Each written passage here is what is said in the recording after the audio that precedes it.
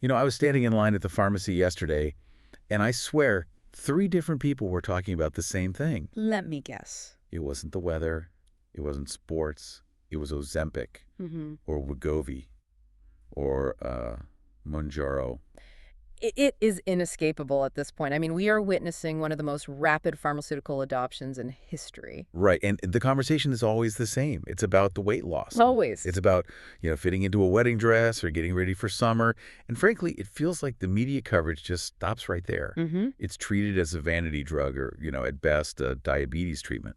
But looking at the stack of research you've brought today, I get the feeling we are missing the main event. Oh, we are missing the main event entirely. While the world is debating body positivity and celebrity transformations, the scientific community is looking at these drugs through a completely different lens. Okay. We aren't just looking at diet drugs.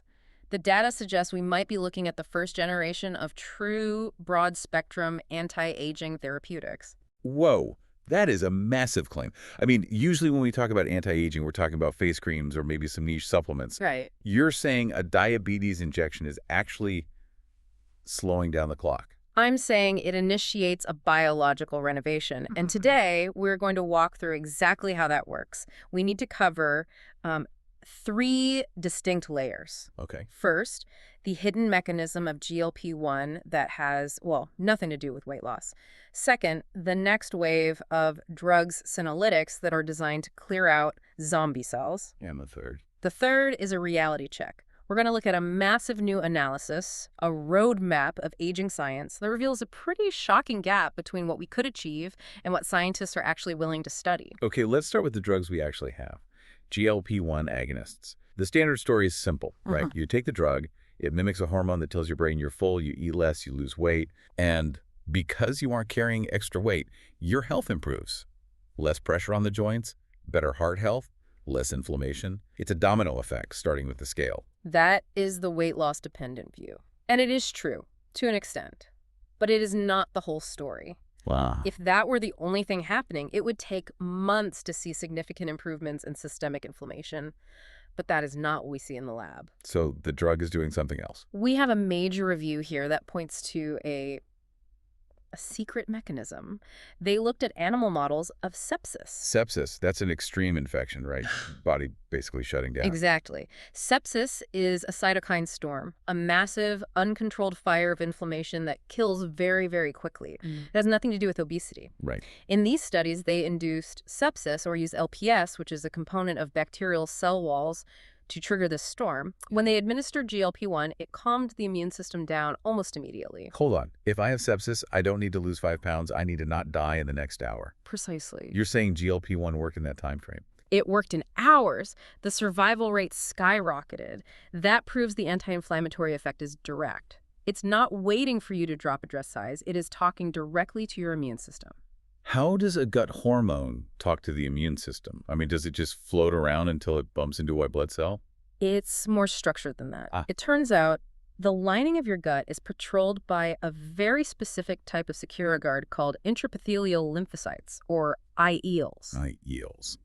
Okay, so these are the bouncers of the gut. Think of them as very intelligent bouncers. Their job is to look at everything passing through the intestine, food, bacteria, toxins, and decide if it's a threat.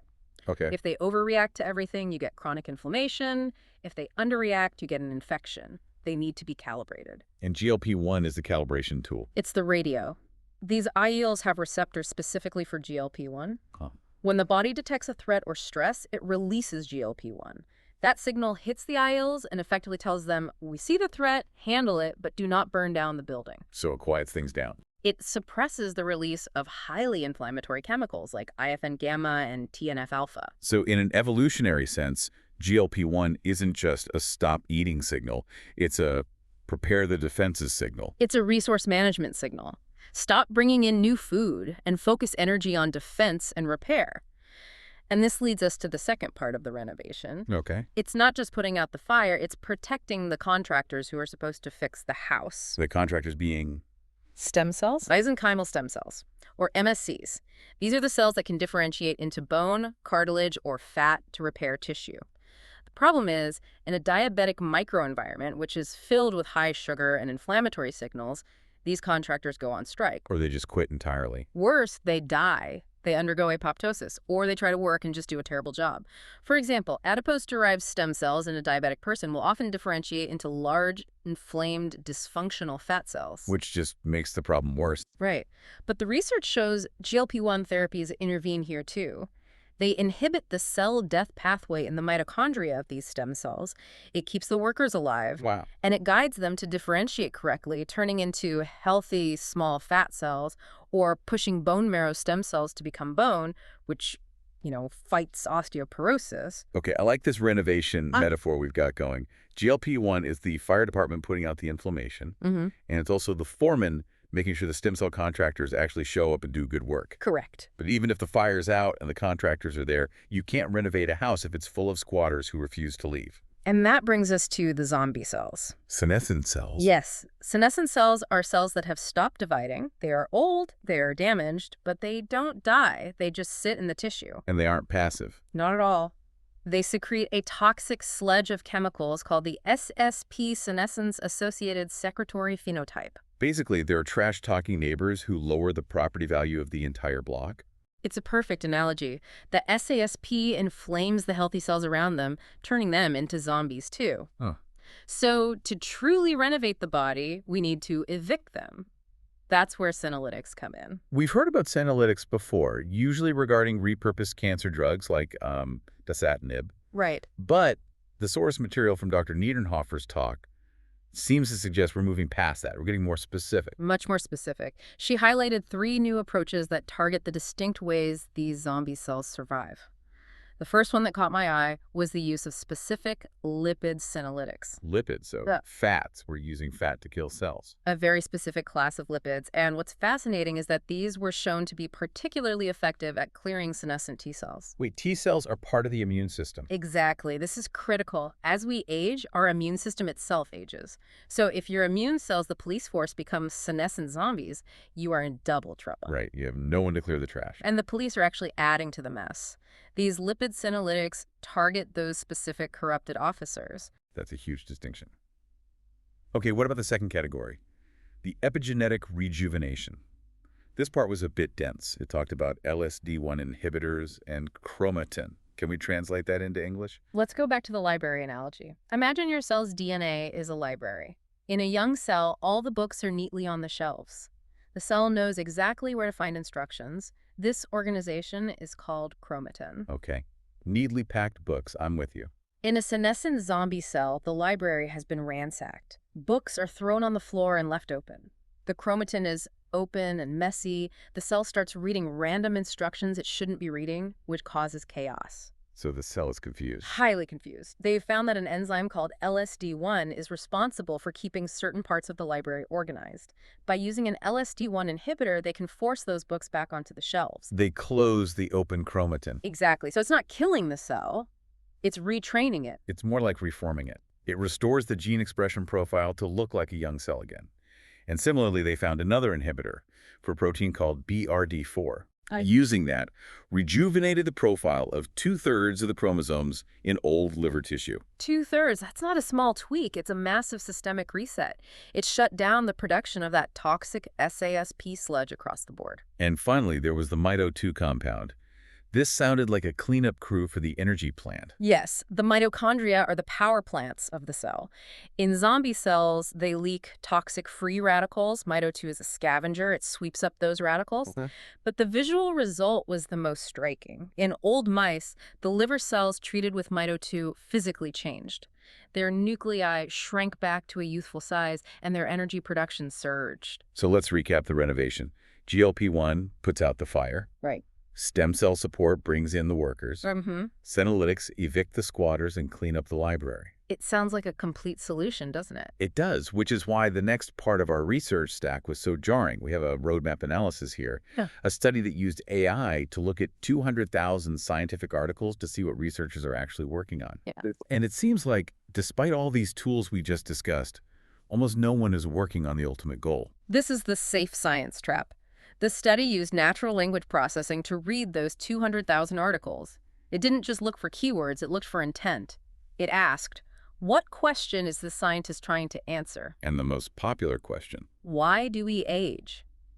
There are over 10,000 articles dedicated to the mechanisms, the hallmarks of aging, describing the damage. That makes sense. I mean, you have to understand the problem to fix it. True.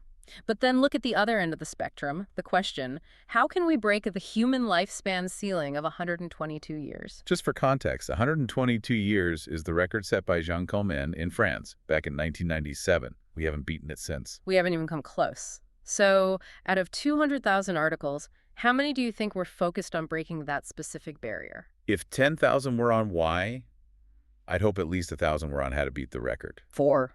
4, like the number after 3. Just That is statistically 0. Why? If we have GLP1 and senolytics and epigenetic modifiers, why is no one trying to break the record? fear. Fear of failure and fear of reputation. In the scientific community, studying health span, keeping people healthy until 80 is respectable, it gets grants, it gets you tenure. Right. But talking about life extension or immortality, that gets you labeled a quack. It's seen as blue sky, science too risky for funding agencies. So everyone is crowded around the safe questions, incrementally describing how the ship sinks.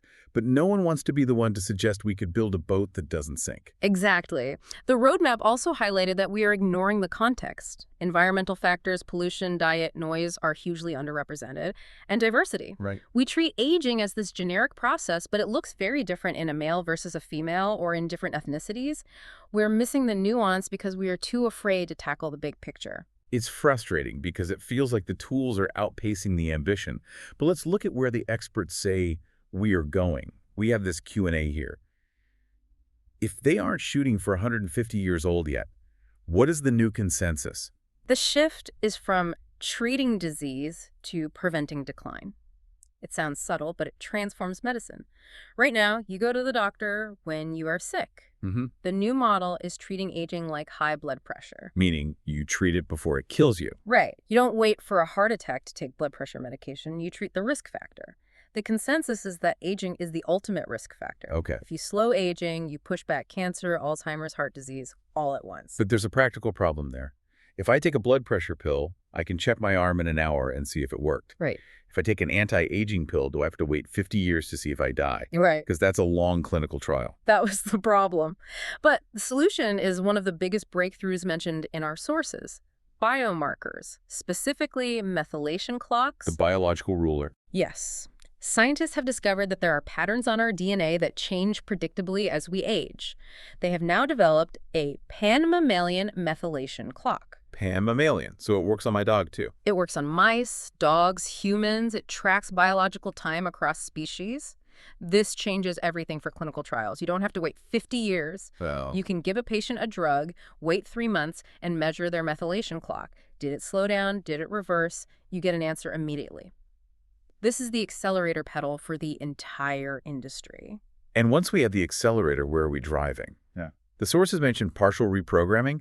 This feels like the most sci-fi element of the stack. It is the most radical. We talked about reforming the library earlier with LSD1 inhibitors. Reprogramming is like restoring a factory backup. The theory is that our cells retain a backup copy of their youthful information. Even when they're old and wrinkled. Yes, the information isn't lost. It's just obscured by noise, like a scratched CD. Using a set of factors called OSK, part of the Yamanaka factors, scientists can force the cell to read that backup copy. But the partial part is important, right? Because if you do a full factory reset, You turn the cell back into an embryo. You don't want your liver turning into a pile of embryonic stem cells. You want a young liver. of course. That's the trick. Partial reprogramming rejuvenates the cell's function without erasing its identity. It connects back to what the experts called the interactome. I love this term. We love making lists, the 10 hallmarks of aging. Right. But the interactome says, throw away the list. Exactly. You can't put aging in boxes. It's a web. If you fix the mitochondria with mito2, you might reduce genome instability. If you fix the inflammation with GLP1, you save the stem cells. If you reprogram the epigenetics, you fix the energy. You pull one lever and the whole web moves. So we aren't just playing whack-a-mole with symptoms anymore. We're finally seeing the control panel. We are. We have the fire extinguisher, GLP1, the renovation crew, senolytics, and the blueprint for the factory reset, which is reprogramming. It's an incredible time to be watching this space. But I want to circle back to that roadmap one last time. Okay. 10,000 articles on why, 4 articles on breaking the ceiling. It haunts you, doesn't it? It really does.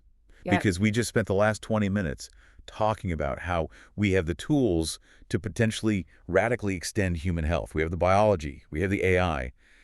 But the one thing holding us back might not be science at all. Might be culture. If the smartest people in the world are too afraid to ask the question, how do we live past 122? Because they're worried about their grant money. What are we missing out on? Imagine if we shifted even 1% of that massive research machine toward the impossible goal. Just 1%. We might find that the ceiling isn't made of concrete. What is it made of? It might be made of glass. Something to think about the next time you see a headline about a weight loss drug. It might be the first crack in that glass ceiling. Thanks for diving in with us. Always a pleasure.